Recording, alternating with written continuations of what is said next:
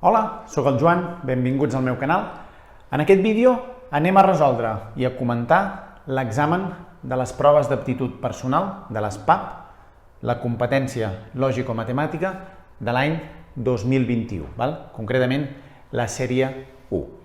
Sabem que primer hi ha 10 qüestions que són una mica més curtetes i després hi ha uns problemes que farem una mica més detingudament.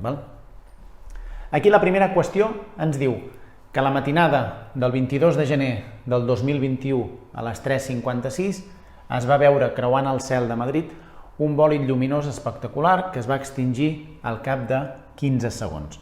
Els astrònoms van calcular que el bòlid anava a una velocitat de 126.000 km/h i ens demana quants quilòmetres va recórrer en 15 segons que va ser visible. Aquí, el del 22 de gener i que eren les 3:56 no ens serveix per res en aquesta qüestió. El que ens importa és la velocitat a la que anava, que en aquest cas anava a 126.000 km/h, 126.000 km/h, i ens diu que va ser visible durant 15 segons. Si va ser visible durant 15 segons, hauríem de saber aquesta velocitat en quilòmetres per segon. Per tant, si aquests són els quilòmetres que fan una hora, en un segon el que hauríem de fer és dividir-ho entre els segons que té una hora. Ho podem dividir directament, és a dir, una hora són 60 minuts i cada minut són 60 segons. Per tant, si multipliquem 60 per 60, són 3.600 segons. És a dir, una hora sabem que té 3.600 segons. Aleshores, si nosaltres dividim el que fa en una hora entre 3.600, sabrem el que fa en un segon. Anem a dividir la velocitat 126.000 entre el que fa entre els segons que té una hora. Ho fem directament, però també podríem fer primer passar-ho a minuts, entre 60, i tornar a dividir per 60, i ho tenim en segons. I ens dona que fa 35, és a dir, fa 35 quilòmetres cada segon. Aleshores, si ens demana quant temps va estar visible, el que farem és multiplicar aquests quilòmetres que fa cada segon pel temps. Si nosaltres multipliquem 35 quilòmetres per segon durant 15 segons, sabrem el que ens demana, que concretament era quants quilòmetres va recórrer en aquests 15 segons. Multipliquem 35 per 15 i ens dona 525. Per tant, 525 quilòmetres és el que va recórrer en el problema aquest de la qüestió 1. Anem a fer el 2. El 2 ens diu: observem la figura següent, formada per triangles blancs i grisos. Quants triangles blancs caldria pintar de gris perquè la part grisa representés 3/4 del total de la figura? Aquí, si ens hi fixem, tenim 1, 2, 3, 4, 5, 6, 7, 8 i 8, 16, és a dir, tenim 16 parts, tenim 16 triangles, i tenim la meitat de blancs i la meitat de grisos. És a dir, aquí, si això ho representem, tenim 8 partit per 16 de triangles que són de color blanc i tenim també 8 de 16 de triangles que són de color gris. El que ens demana és quants de blancs hauríem de pintar de gris perquè la part grisa fos 3/4. És a dir, perquè això fos 3/4, representa que perquè això ens doni 3/4, el que hem de saber és quants n'hauríem de pintar. És a dir, la fracció continua sent un 16 a sota el denominador perquè hi ha 16 triangles, però ara aquesta fracció i aquesta haurien de ser equivalents. Per trobar fraccions equivalents tenim dues opcions. O multipliquem amb creu i dividim, és a dir, 16 per 3, 48, i dividit entre 4, 12, o averigüem per quin número hem multiplicat el denominador, que és el que tenim, és a dir, nosaltres hem passat de 4 a 16 multiplicant per 4, no? Doncs a dalt també hem de multiplicar per 4 per tenir una fracció equivalent. És a dir, aquí, en definitiva, 16 per 3, 48, entre 4, 12, és a dir, 12 partit per 16 és equivalent a 3 quarts.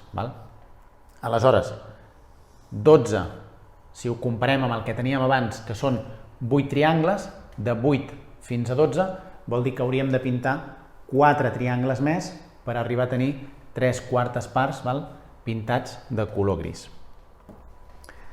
Anem a veure el 3. Diuen, al gràfic de la dreta, cada punt representa el cost en euros de diferents tipus d'olives segons el seu pes net, en grams. Hi ha olives arbequines, farcides d'anxova, negres d'Aragó i ieier. Per a quin tipus d'oliva el cost per gram d'oliva és més elevat? Aquí, simplement una mica per deducció, no cal fer gaires càlculs, potser no es veu molt bé des d'aquí, des de la pantalla, però si teniu vosaltres el PDF a casa i ho esteu veient, segurament ho veureu millor del que es veu per la pantalla i del que ho estic veient jo en aquests moments. Però aquí representa que tenim el cost i aquí, en l'horitzontal, tenim el pes net de les olives. Com més a l'esquerra estigui el número i més amunt estigui, més car és, perquè representa que si té menys grams i el cost està molt amunt, vol dir que el cost per gram és més elevat. És a dir, com més avall estigui aquí, més barat ho serà, i com més amunt estigui i a prop de l'esquerra, més car serà. Per tant, directament aquest d'aquí veiem que més o menys té el doble de quantitat i és més barat, per tant, aquest serà més barat.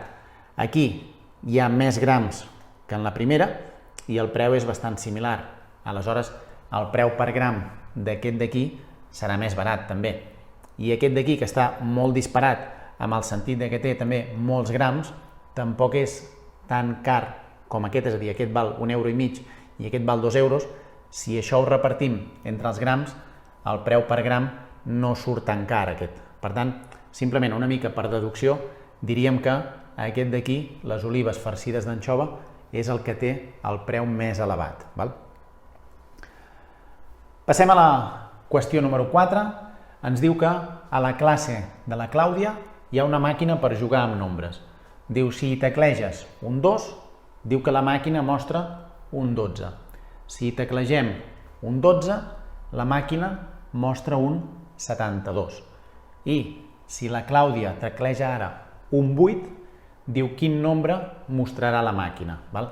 Aquí una mica hem d'intentar veure la lògica, la correspondència que hi ha d'un número a l'altre. Sempre hem d'intentar buscar a veure si hem sumat el mateix número, si hem multiplicat pel mateix número, buscar alguna evidència de que hem fet alguna cosa semblant. Aquí està clar que no sumem el mateix número, perquè aquí sumem 10 i aquí sumem 60, però, per exemple, sí que si multipliquem 2 per 6 ens dona 12 i 12 per 6 ens dona 72. Per tant, podríem deduir que si posem un 8, el que ens donarà és el número que posem multiplicat per 6. És a dir que si tenim un 8, 8 per 6, la resposta en aquest cas que ens mostraria la màquina seria 8 per 6, 48. El següent. Ens diu que en Jordi té dos daus perfectes, el dau 1 de 8 cares numerades de l'1 al 8 i el dau 2 de 6 cares numerades de l'1 al 6. Diu, si en Jordi llança un cop cadascun dels daus, amb quin dels dos daus té més probabilitats que li surti un múltiple de 3. El que ens diu aquí, anava a dir, no n'hem de fer cas, sí que n'hem de fer cas, però el que ens diu aquí que tira dos daus perfectes es refereix en el sentit de que no estan trucats, que un número no té més opcions que l'altre que sortir, que no pesa més d'un cantó que l'altre, sinó que tenim les mateixes probabilitats. Aleshores, si ens demanés un número qualsevol, l'1, el 2, el 3, el 4, el 5, el 6, és evident que tenim més opcions de que ens surti amb el dau de 6 que no pas en el dau de 8, no? És a dir, si ens diu que surti el número 1, és més fàcil que ens surti amb un dau normal cúbic de 6 cares que amb un dau de 8 cares, no? Perquè tenim una possibilitat entre 6. Val? Cada número té la possibilitat entre les cares que hi ha. En aquest cas, si hi ha 6 cares en el dau, tenim una opció entre 6 de que ens surti. I aquí tenim una opció entre 8. Ara anem a veure els múltiples de 3, quants n'hi ha realment aquí dintre, no? En un dau com aquest, és a dir, com el dau 2, que és un dau cúbic, de múltiples de 3 tindríem el 3 i el 6, és a dir, tenim dos múltiples de 3. Aleshores, l'opció, la probabilitat de que ens surti un múltiple de 3 seria 2 partit per 6 cares. Val? I aquí, els múltiples de 3 també són 2, perquè tenim el 3 i el 6. El següent seria el 9, però no està dintre encara d'aquest dau. Per tant, també tenim dues opcions. I en aquest cas, dues opcions entre 8. Val? Per tant, si un té dues opcions entre 6 i l'altre té dues opcions entre 8, aquest d'aquí és més probable, no? Si no ho veiem amb aquesta fracció, el que hem de fer és igualar els denominadors. Per exemple, si multipliquem 6 per 8, 48, és a dir, reduïm les expressions al mateix denominador, i aleshores 48 entre 6, val? Dividim denominadors, 48 entre 6, 8, per 2, 16, i 48 entre 8, 6, multiplicat pel de dalt, 12. Val? Per tant, si ho reduíssim al mateix denominador, aquí tindríem 16 opcions de 48 i aquí tindríem 12 de 48. Val? Vale, anem a veure el número 6. Ens dona un gràfic i ens diu que ens mostra les dades recollides per l'Observatori dels Públics del Patrimoni Cultural de Catalunya sobre el nombre total de visitants que van rebre els museus a Catalunya de gener a setembre 2019 i 2020. Val? És a dir, aquí veiem que hi ha els mesos, val? Des del gener fins al setembre. Veiem que en gris més claret tenim l'any 2019. Aquí en vertical tenim nombre de visitants, val? Està de 500.000 en 500.000, és a dir, 500.000, 1 milió, 1 milió i mig, 2 milions. I en negre tenim l'any 2020. Val? Diu, observeu que entre el març i el setembre del 2020 el nombre de visitants va caure considerablement respecte del 2019. És a dir, si ens hi fixem, la ratlla negra del 2020 està sempre per sota, no? I quan va començar, diguéssim, la pandèmia, va baixar molt més aquests mesos. Aleshores, el que ens demana és en quin d'aquests mesos, és a dir, de setembre, val? De març a setembre, en quin d'aquests mesos es va produir una caiguda més petita, una caiguda menor del número de visitants. Val? No compten aquests dos perquè ens diu de març a setembre. Aleshores, aquí és una mica el que deia abans. Tampoc es veu clarament quin nombre de visitants hi ha, val? Cada mes, perquè el puntet no està exactament en un número exacte, sinó que aquí serien 2.100.000 o 2 milions i alguna cosa més. Aleshores, ens hauríem de fixar simplement amb la diferència que hi ha, l'amplitud que hi ha d'un mes a l'altre. I veiem que l'amplitud més petita és el març. Per tant, aquí és on va caure menys, perquè aquí va caure més, aquí també, ens quedaríem simplement que al març seria el que hi ha l'amplitud més petita. En aquestes respostes, de fet, tampoc s'ha d'argumentar, és a dir, si posem la resposta, amb això el corrector en té prou. El Q7 diu, en Salvador tenien al seu restaurant dues neveres que consumien 540 kWh cadascuna. Diu, les va canviar per dues neveres noves que consumeixen 420 kW cadascuna. Quants quilowatts per dia ha estalviat en Salvador amb aquest canvi? És a dir, aquí simplement el que hem de dir és, tenim dues neveres que diu que ens gasten 540 quilowatts. Quilowatts hora cadascuna. Aleshores, si ens gasta 540 quilowatts hora cadascuna i ara les canvia per una que ens gasta 420 quilowatts hora, i això multiplicat per 2 neveres, els quilowatts hora representa que és el gasto que té de quilowatts cada hora aquell aparell.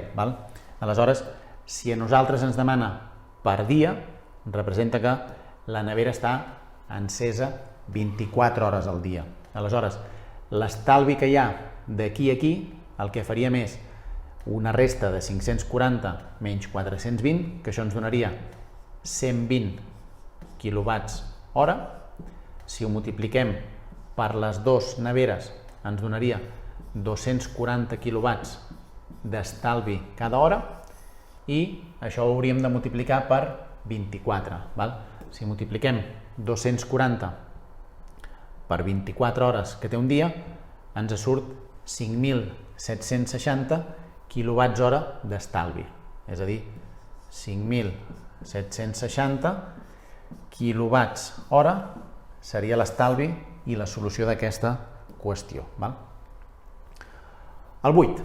El 8 ens diu quants eixos de simetria té la figura següent. Els eixos de simetria representa que és el que nosaltres podem partir una figura com si fos un mirall. És a dir, per exemple, si nosaltres tenim una figura, imaginem que tenim un quadrat. Un quadrat té molts eixos de simetria perquè nosaltres podem partir-ho per la meitat. Si ho partim per la meitat tenim el mateix a l'esquerra i a la dreta, és com si tinguéssim, si ho partíssim aquí i poséssim un mirall, veuríem el mateix. Podem partir-ho també, per exemple, així, perquè també ens quedaria dalt i baix un eix de simetria, o ho podríem partir en diagonal perquè ens queden també dos triangles idèntics. Això no ho podríem fer, per exemple, amb un rectangle, ja que un rectangle no tindria tants eixos de simetria. Sí que tindria també l'eix vertical, és a dir, si ho partim per la meitat, sí que ens queda mig rectangle i mig rectangle idèntic, i si ho partim en horitzontal, també. Però, si ho partim en diagonal, si nosaltres ho pleguem, és a dir, dir-ho del mirall, però una altra opció és dir, si jo plegués el paper per la meitat, em quedaria exactament la mateixa figura? No, perquè si ho plego, aquesta punxa em quedarà aquí i aquesta em quedarà allà. Per tant, això no seria simètric, en el cas d'un rectangle. I després, una figura diferent, per exemple, si tenim un cercle té infinits eixos de simetria, perquè si passen pel mig, nosaltres podem partir això amb infinits, és a dir, mentre passi pel centre, tindrà molts eixos de simetria. Aleshores, aquesta figura d'aquí seria com un rectangle, és a dir, encara que tingui aquests entrants aquí, si ho partim per la meitat i ho pleguem, té un eix de simetria, i si ho partim així en horitzontal, torna a tenir un eix de simetria. Si ho partim en diagonal ja no es compleix. Per tant, quants eixos de simetria té aquesta figura? 2 eixos de simetria, i prou. Després, el 9, ens diu quin dels següents nombres decimals quedaria situat més a la dreta si el representéssim sobre una recta numèrica. Anem a apuntar els números que ens diu. Aquí, en aquest cas,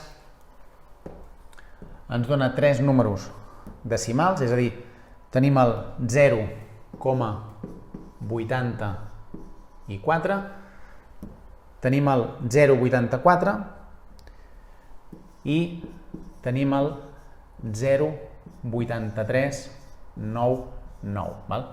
Si ho posem sobre una recta numèrica, el que ens està dient és, si la recta numèrica, sabem que aquí hi haurien els negatius, aquí hi haurien els positius i al mig hi hauria el 0. Aquí representa que hem de posar aquests 3 números per ordre. El primer decimal és un 8, per tant, fins aquí, si tinguessin només un decimal, els 3 números serien iguals.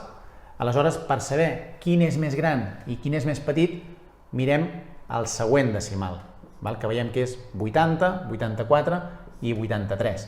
Quin número és més petit?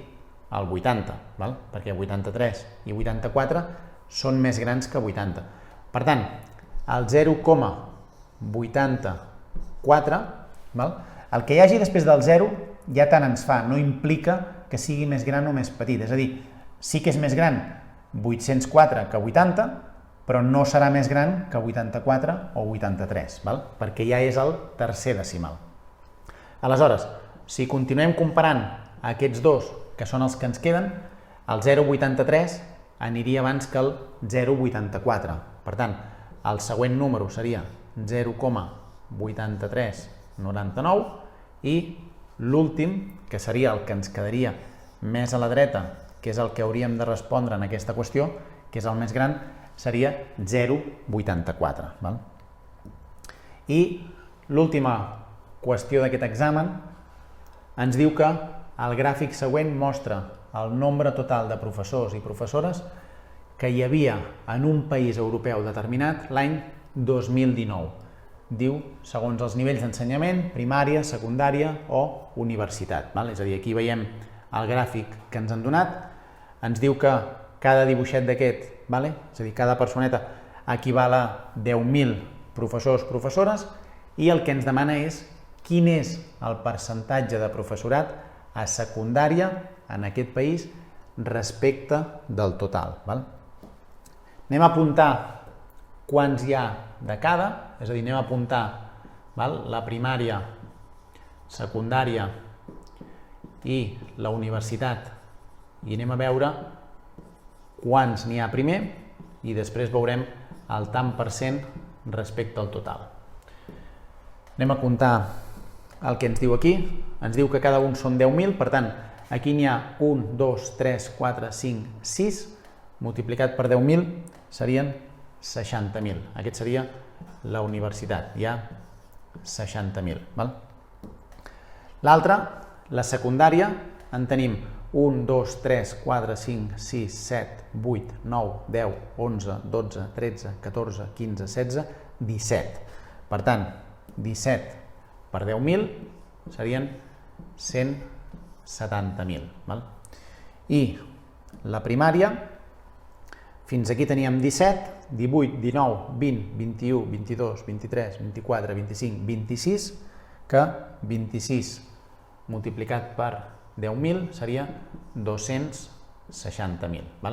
És a dir, això seria el total de cadascun. Si calculem el total de la suma entre primària, secundària i universitat, el que faríem és sumar els 260.000 més els 170.000 de la secundària més els 60.000 de la universitat. I el total ens dona 490.000. Això seria el total que tenim de professors. Aleshores, el que ens demana aquí és que diguem el percentatge de professorat de secundària respecte del total. Això ho podem fer de dues maneres. O simplement dividim això entre això i ho multipliquem per 100, perquè representa que és una fracció, és a dir, en total tenim 490.000, d'aquests 490.000, 170.000 són de secundària, és a dir, la fracció 170.000 partit per 490.000 seria la fracció equivalent a secundària. Si això ho multipliquem per 100, tenim el tant per cent d'aquests de secundària. Si no, podem fer una regla de 3 amb el sentit de 490.000 és el 100%, que seria el total, i aquesta part, és a dir, 170.000, seria x, és a dir, seria el tant per cent x. Això és una regla de 3 directa, que el que fem és multiplicar en creu, és a dir, 170.000 per 100, que és el mateix que fem aquí, i dividit entre 490.000. Anem-ho a calcular. Anem a fer 170.000 i ho dividim entre el total, 490.000, i ens dona 34,69%. Per tant, 34,69% seria el tant per cent que hi hauria de mestres de secundària. Continuem ara amb els problemes. En aquest cas, el problema 1 ens diu que dues persones juguen a construir configuracions amb fitxes de color blanc i fitxes de color negre, diu com les que veiem a continuació. És a dir, la configuració 1, si ens hi fixem, sempre és una configuració quadrada, tant la 1 com la 2 com la 3, és a dir, aquí tenim 2x2, tenim 4 fitxes, aquí tenim 3x3, és un quadrat, tenim 9 fitxes, i aquí tenim 4x4, tenim 16 fitxes. Per tant, si ens hi fixem en això que estic dient ara, de trobar el número de fitxes totals, 2x2, 4, 3x3, 9, 4x4, 16, i veiem que quan és un 2x2, un 3x3 o un 4x4, aquest número ens coincideix amb la diagonal, que són les fitxes de color negre. Per tant, ens diu que volem fer una configuració que tingui 10 fitxes de color negre. Per tant, si ha de tenir 10 fitxes de color negre, voldrà dir que a la diagonal hi haurà 10 fitxes de color negre i tindrem un quadrat que serà 10 per 10. Per tant, quantes fitxes de color blanc necessitarem? El que faríem aquí és dir, si nosaltres tenim la diagonal, que hi ha 10 fitxes de color negre, és a dir, 1, 2, 3, 4, 5, 6, 7, 8, 9 i 10, vol dir que això tenim un quadrat que és un 10 per 10, és a dir, tindríem 10 per 10, 100 fitxes. 10 per 10 hi hauria 100 fitxes en total i d'aquestes 100, les 10 de la diagonal del mig serien de color negre. Per tant, si les 10 del mig són de color negre, vol dir que totes les altres són de color blanc. En aquest cas, el que diríem és que 10 fitxes serien negres i necessitaríem 90 de blanques. Aquí, en aquest tipus de problema, sí que hem d'explicar una miqueta o intentar justificar d'on surten els números. Però, si nosaltres som capaços de dir això, és a dir, que observem que en cada dibuix la diagonal coincideix amb el número de files i columnes, per tant, sempre fem el quadrat que podem multiplicar, el que diem 2 per 2, 4, 3 per 3, 9, que és el total de fitxes, i aleshores, si li traiem la diagonal de color negre, ens quedaran les fitxes de color blanc. La següent pregunta, relacionada amb aquest problema, ens diu que, quan ho han explicat amb els seus amics, diu s'han posat tots junts a fer una configuració del mateix tipus, però ara diu molt més gran. Entre tots han utilitzat 400 fitxes. Diu quantes d'aquestes fitxes són de color negre i quantes són de color blanc. Aquí el que hauríem de veure és que 400 són en total, és a dir, aquest quadrat ara és més gran i hi ha 400 fitxes, abans teníem 100 i teníem 10 per 10, que era 100. Partim de la base que això són quadrats, per tant, si són quadrats, representa que costat multiplicat per costat ens dona el número de fitxes. Si nosaltres ara el que tenim són les fitxes que hi ha a dintre, 400, el que hem de veure és quin número multiplicat per ell mateix ens dona 400. Que un número multiplicat per ell mateix que ens doni 400, això és fer l'arrel quadrada. L'arrel quadrada de 400 seria 20, perquè 20 per 20 ens dona 400.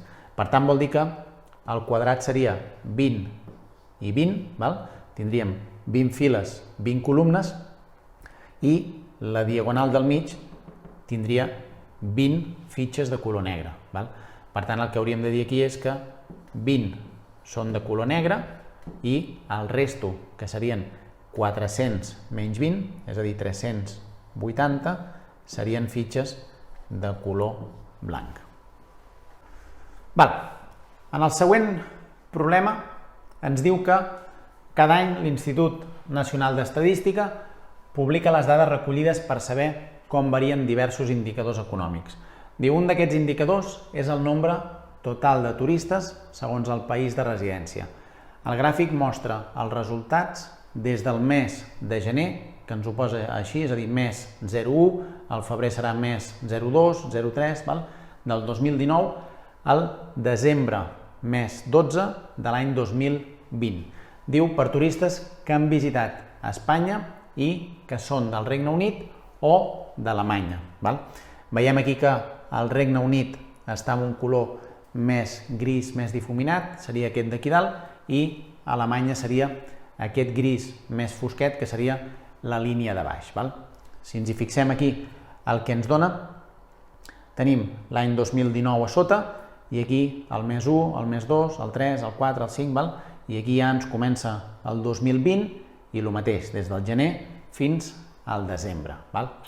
Aleshores, diu, d'acord amb les dades del gràfic anterior, diu en quin interval de mesos i anys el nombre de turistes anglesos i el nombre de turistes alemanys varen estar, en els dos casos, és a dir, els dos alhora, per sobre d'1 milió de turistes. Aquí no és que es vegi molt bé quina quantitat té cadascun, però sí que veiem si estan per sobre o per sota del milió de turistes.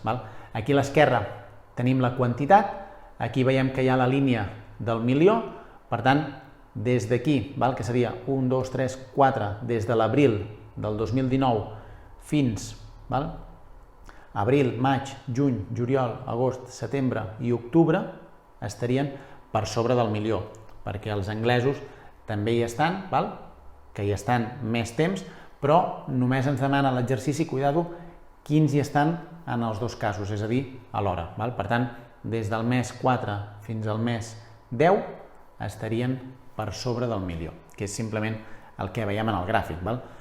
Entenc que si aquí ho senyalem al gràfic, la resposta queda justificada.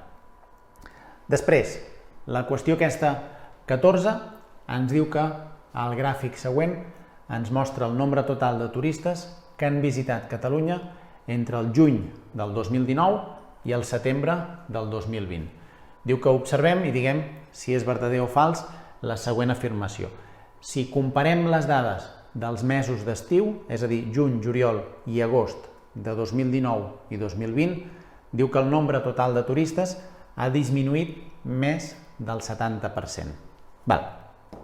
Aquí el que farem és uns càlculs així, més o menys, perquè és el que dic, no sabem exactament quanta gent hi ha, és a dir, aquí el que ens demana és juny, juliol i agost, que seria el mes 6, el 7 i el 8, juny, juliol i agost, que veiem que les dades estan per sobre dels 2 milions. Podem posar 2.100.000 i 2.200.000, 2.300.000, és igual, però veiem que està per sobre dels 2 milions.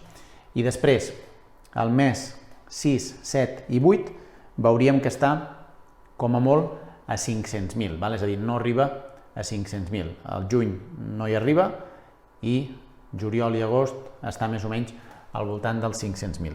Aleshores, si nosaltres fem 2019 i fem juny, juliol i agost, i més o menys el que dèiem, diem que estan per sobre dels 2 milions, podem posar 2.100.000, és igual, més o menys, perquè només es tracta de justificar que està per sobre del 70% la disminució.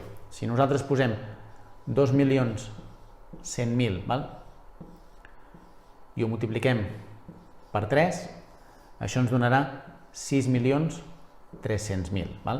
Aquesta seria la quantitat de persones de l'any 2019.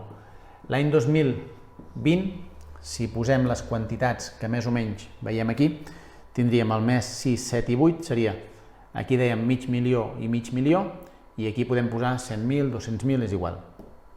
Si posem 100.000 més mig milió i mig milió, seria 1 milió en els dos mesos junts, i en total dels tres, 1.100.000. I ens diu que justifiquem que ha disminuït més del 70%. Veiem que tampoc hem apurat molt les dades, que les hem posat una mica inclús per sota del que són. Aleshores, si nosaltres calculem el 70% d'aquesta quantitat i li restem, perquè diu que ha disminuït, veurem si ha disminuït més o menys d'això. Anem a calcular 6.300.000 per 70% i ens dona 4.410.000. 4.410.000 representa que és el que ha disminuït, és a dir, si ha disminuït el 70%, aquesta quantitat l'hem de treure dels 6.300.000 del principi. Per tant, si nosaltres restem aquesta quantitat, veiem que això ens dona més de 1.100.000, perquè aquí seria 0, de 1 a 10 serien 9, portem una, de 5 a 13, 8, portem una, ens dona 1.890.000. Veiem que hi havia 1.100.000, per tant, sí que ha disminuït més d'un 70%. Anem a continuar el problema 3. Ens diu que una família de 4 persones consumeix anualment una mitjana de 119 rotlles de paper higiènic. És a dir, entre els 4, 119 rotlles, i diu que cada rotlla conté aproximadament 36 metres de paper higiènic. Quants quilòmetres de paper higiènic consumeix aproximadament de mitjana una persona en un any? Aleshores, sabem que tenim 119, tenim 119 rotlles de paper i això 4 persones.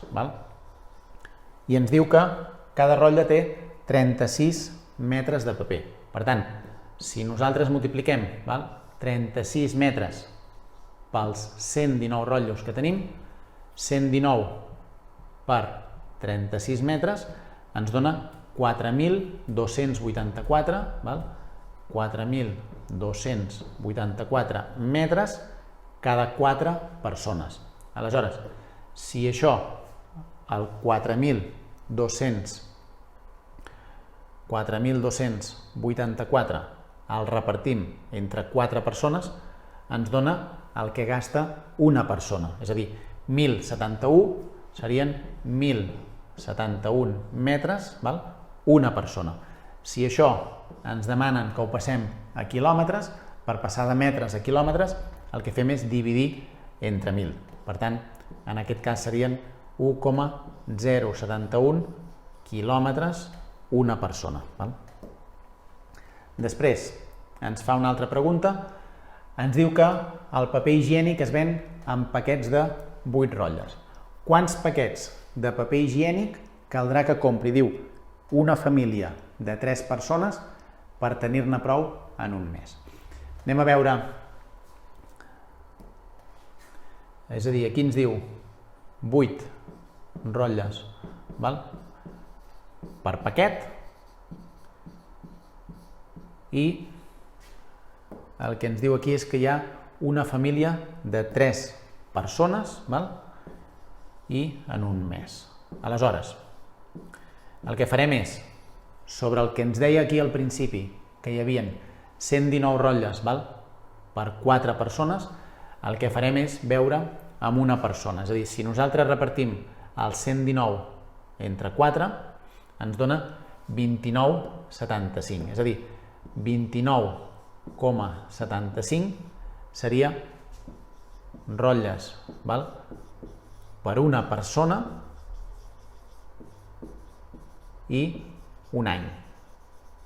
Aleshores, si sabem el que gasta, diguéssim, una persona en un any, podem saber el que gasten 3 persones. Si nosaltres multipliquem en aquest cas 29,75, que això és una persona, ho multipliquem per 3, en un any gasten 89,25, 89,25 rotlles, 3 persones. Això seria en un any, és a dir, en 12 mesos. Aleshores, si ho dividim entre 12, si aquesta quantitat la repartim entre 12, 89,25 dividit entre 12, sabem que en un mes 7,4, val? 7,43. És a dir, la família de 3 persones necessitarà 7,43 rotlles. El que ens demanava aquí és quants paquets de 8 rotlles seran necessaris per una família de 3 persones per tenir-ne prou en un mes. Doncs, si hem vist que necessiten 7 rotlles i pico, amb què compri un paquet de 8 rotlles n'hi haurà suficient. Anem a veure el problema número 4. Aquí ens diu que en una escola han contractat uns operaris per construir un sorral de forma rectangular al pati dels petits. Per fer la tanca disposen de 14 taulons de fusta d'1 metre cadascun, que aniran col·locant fins a deixar la tanca del sorral ben tancada. La directora ja els ha avisat que no poden tallar els taulons. Diu, si es volen utilitzar tots els taulons disponibles, quines són les dimensions de la tanca del sorral que podran construir amb una àrea màxima de joc. És a dir, ens demana que diguem quina seria la longitud dels costats de la tanca i quina seria l'àrea de joc. Hem de justificar les respostes. Per tant, sabem aquí que tenim 14 taulons d'1 metre. Aleshores, el tema és, nosaltres podem fer rectangles així més allargats, més quadrats, tenim diverses opcions. En total tenim 14 taulons. El que hauríem de veure aquí és que si tenim 14 taulons per omplir, és a dir, ara el que anem a fer és intentar buscar la manera més fàcil d'entendre aquest exercici. Si tenim 14 taulons que els hem de col·locar amb tot el perímetre, amb aquest costat i aquest costat, que representa que són iguals que aquest, aquest i aquest són iguals, i aquest són iguals, per la meitat del rectangle necessitarem 7 taulons. És a dir, necessitarem 7 entre aquests dos costats i 7 entre aquests dos costats. Aleshores, les opcions es redueixen, és a dir, no tenim tantes opcions. Podem fer un rectangle, que tinguem un tauló aquí i 6 aquí. Si en tinc un aquí i 6 aquí, representa que tinc 7 i 7 de l'altra part, tinc 14. I l'àrea d'un rectangle és base per altura, per tant l'àrea seria 1 per 6, 6. L'altra opció que tinc seria fer-lo una mica més gran i no tan llarg, és a dir, serien 2 i 5. 2 i 5 fan 7 i 7 d'aquí, és a dir, 5 i 2 més serien 14. I aquí l'àrea, si ens hi fixem, ens augmentaria, és a dir, 2 per 5, aquí ens donaria 10 metres quadrats d'àrea. Tenim encara una altra opció, que seria fer-lo una mica més gran i una mica més petit. És a dir, aquí fem 3 i aquí fem 4. 3 i 4 fan 7 i 7 de l'altre cantó serien els 14 taulons. I aquí ens donaria 3 per 4, ens donaria 12 metres quadrats l'àrea. Si fem el següent seria 4 i 3 d'aquí, que seria ja el mateix. Per tant, a partir d'aquí els rectangles estarien repetits. Per tant, hem descobert que el rectangle que tindrà la forma 3 per 4 tindria l'àrea màxima. Aleshores, el que ens demana és la longitud de la tanca, és a dir, el que hauríem de dir clarament és que això farà 3 metres, aquest també farà 3 i aquests dos faran 4, perquè tenim així els 14 metres lineals de taulons i 4 per 3, 12 metres quadrats, diguéssim, de l'àrea. Després, ens fa una altra pregunta i ens diu que perquè el sorral dreni l'aigua correctament, sota la sorra diu que hi posem unes làmines de drenatge. Les làmines són quadrades i mesuren 25 decímetres quadrats. El que volem saber és quantes làmines necessitarem per cobrir tot el sorral. És a dir, Ara hem de posar làmines de 25 decímetres quadrats, i les hem de posar aquí dins. És a dir, ara representa que aquí dins hem de posar quadradets, que cadascun farà 25 decímetres quadrats. Quantes en posarem? Doncs haurem de fer simplement una divisió. L'únic problema que tenim és que l'àrea del sorral la tenim en metres quadrats i l'àrea de les làmines la tenim en decímetres quadrats. Per tant, hauríem de passar aquests 12 metres a decímetres o els decímetres a metres. Sempre és més fàcil passar el gran a petit perquè així no tindrem decimals. Si ho fem al revés, al final el resultat ens donarà el mateix. Aquí en aquest cas, com que és l'escala dels quadrats, els quadrats, cada cop que baixem un lloc hem d'afegir 2 zeros, és a dir, multipliquem per 100. Per tant, aquests 12 metres quadrats és el mateix que 1.200 decímetres quadrats. Per tant, hem de cobrir una superfície de 1.200 decímetres quadrats amb quadradets de 25. Quants en necessitarem? Doncs el que fem és dividir 1.200, que és el total, entre 25. Fem la divisió i ens dona 48. Per tant, necessitarem 48 làmines d'aquestes de 25 decímetres quadrats per poder drenar, diguéssim, tot el sorral. Anem a fer l'últim problema. Ens diu que a la plaça del poble hi ha una gran jardinera circular i té aquestes mides. És a dir, central hi ha un cercle de roses blanques amb 2 metres de diàmetre, després tenim un cercle al voltant de roses grogues que té 1 metre i aquest metre de roses vermelles. Aleshores, ens diu aquí que a la zona central hi ha les roses blanques, que la zona intermèdia és una corona circular d'1 metre d'ample, que està amb roses grogues, i la zona exterior també una corona circular amb un altre metre d'ample. Aleshores diu que el jardiner s'encarrega del poble. Aquí ens diu, un dia de primavera una abella sobrevola la jardinera i s'atura a l'atzar sobre una de les roses. Quina és la probabilitat que l'abella s'aturi sobre una rosa groga? Clar, el que hauríem de fer aquí és saber l'àrea total i saber l'àrea individual de cadascun. Per tant, hem d'anar calculant àrees de cercles i anar restant entre ells per trobar les àrees de les corones circulars. L'àrea total és aplicar la fórmula, és a dir, aquí el radi seria la meitat del de dintre, que és els 2 de diàmetre, seria de radi 1, més 1 més 1, és a dir, el radi total seria 3, per tant, per calcular l'àrea total seria amb radi 3, hauríem de calcular l'àrea de la petita, que seria amb radi 1, hauríem de calcular l'àrea de les dues del mig, que seria radi 2, per anar podent fer les restes i així sabríem les corones circulars. I a partir d'aquí trobarem la probabilitat. Anem a calcular les àrees.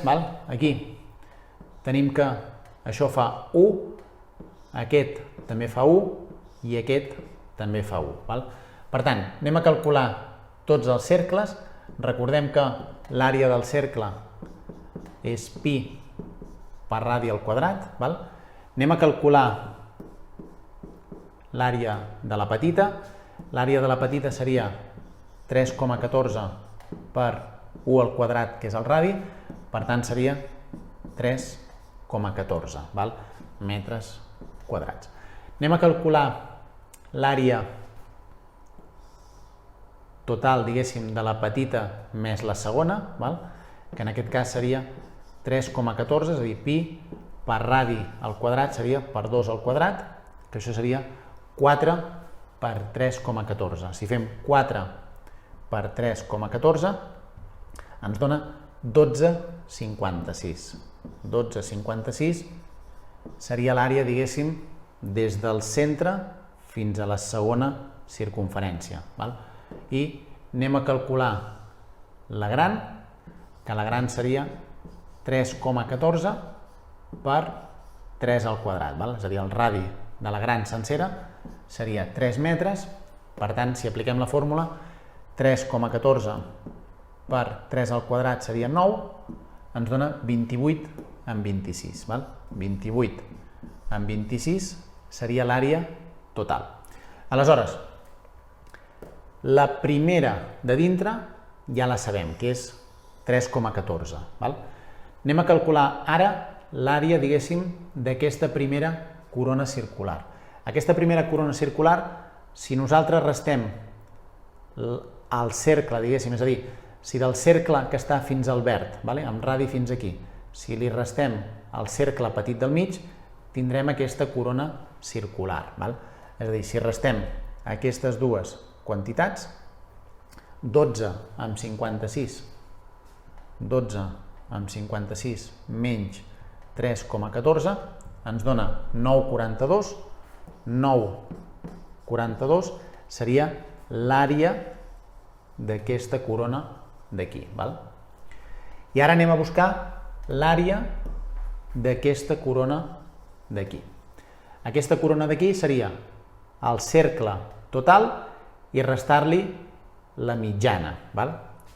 Si li restem del total 28 amb 26, que era l'àrea total, 28 amb 26, li restem la rodona, el cercle mitjà, menys 12 amb 56, ens dona 15 amb 7, és a dir, 15,7 metres quadrats seria l'àrea d'aquesta corona d'aquí. Per tant, sabem que el total és aquest d'aquí, és a dir, això seria l'àrea total, i el 15 amb 7 seria la corona de fora, el 9 amb 42 seria aquest del mig i el 3,14 seria el cercle petitó del centre.